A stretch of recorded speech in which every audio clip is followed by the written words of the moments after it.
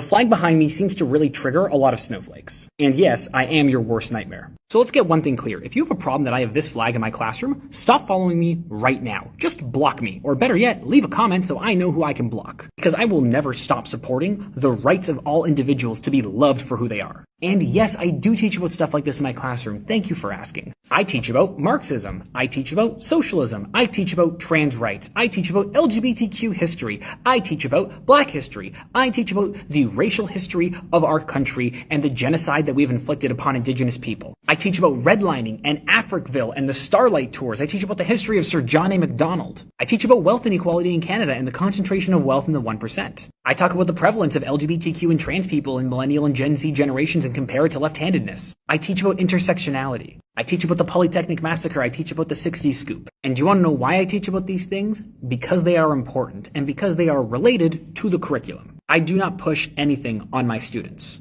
All I do is show them the world that we live in. The one thing I could be argued of pushing on my students, if anything, is that we should all be loved and respected for who we are. And because of the courses that I teach, all of this can be connected to curriculum. But beyond that, in Ontario, under the Education Act, teachers essentially have the right to teach whatever they think is beneficial to their students. There is obviously a boundary to that, but what I talk about in my classroom, what I do in my classroom, will not break any of the rules. Just because you're a triggered snowflake who can't handle gay people existing does not mean that what I am doing is by any means wrong. It just means that you're an antiquated dinosaur, and sooner or later your children will think to themselves, why does my parent think that way? Why does my parent act that way? Why does my parent talk that way?